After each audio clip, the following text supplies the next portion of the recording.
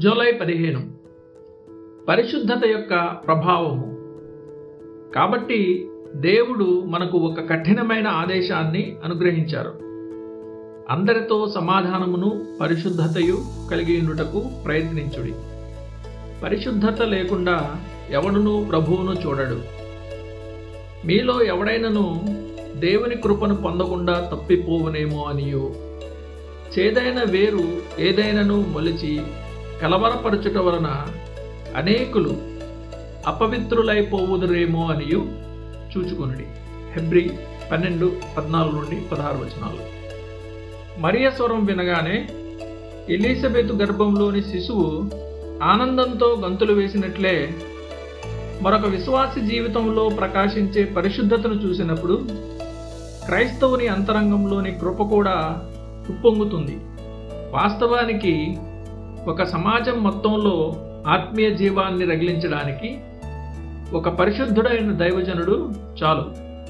కానీ దానికి విరుద్ధంగా క్రైస్తవుణ్ణని చెప్పుకునే ఒక వ్యక్తి యొక్క అజాగ్రత్త లేదా పాపపు నడత అతన్ని ఎరిగిన ప్రజల సమూహం అంతటినీ ప్రమాదంలో పడేస్తుంది. కాబట్టి దేవుడు మనకు ఒక కఠినమైన ఆదేశాన్ని అనుగ్రహించాడు. అందరితో సమాధానమును పరిశుద్ధతయు కలిగి ఉండుటకు ప్రయత్నించుడి. పరిశుద్ధత లేకుండా ఎవడునూ ప్రభువును చూడడు. మీలో ఎవడైనను దేవుని కృపను పొందకుండా తప్పిపోవునేమో అనియు, చేదైన వేరు ఏదైనను మొలిచి కలవరపరచుట వలన అనేకులు అపవిత్రులై తప్పిపోవుదురేమో అనియు చూచుకొనుడి. హెబ్రీ 12:14-16 తోడేలు వీపు పైన ఉన్న కురుపు గొర్రెలకు అంత ప్రమాదకరం కాదు. ఎందుకంటే తోడేలుతో సమయం గడపడానికి గొర్రెలు అంత సులభంగా ఆకర్షించబడవు.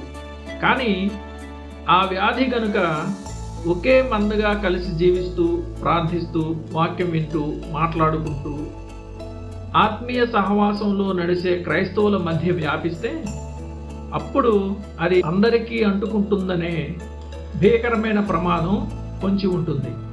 ఈ విధంగా అసలు విశ్వాసమే లేని అన్యజనుల సేనల కంటే ఒక అజాగ్రత్త పరుడైన నామకార్థ క్రైస్తవుడు అపవాదికి మరింత సమర్థవంతంగా సహాయపడతాడు.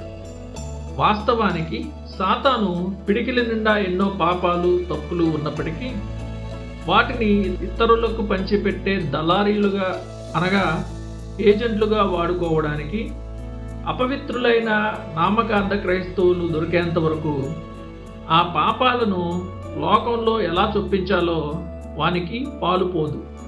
ఒక్క మాటలో చెప్పాలంటే తన జీవితంలో పరిశుద్ధత యొక్క శక్తిని ఏమాత్రం నిలుపుకోని వ్యక్తి తన్ను తాను క్రీస్తుకు సంపూర్ణంగా పనికిరానివానిగా చేసుకుంటున్నాడు.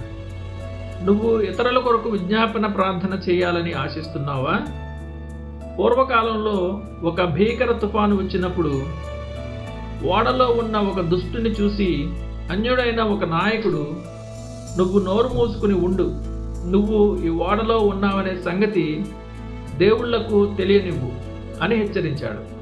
బాధల్లో ఉన్న ఒక వ్యక్తికి నువ్వు ఓదార్పు మాటలు చెప్పాలనుకుంటున్నావా? లేదా ఒక స్నేహితునికి ఆత్మీయ సలహా ఇవ్వాలని చూస్తున్నావా?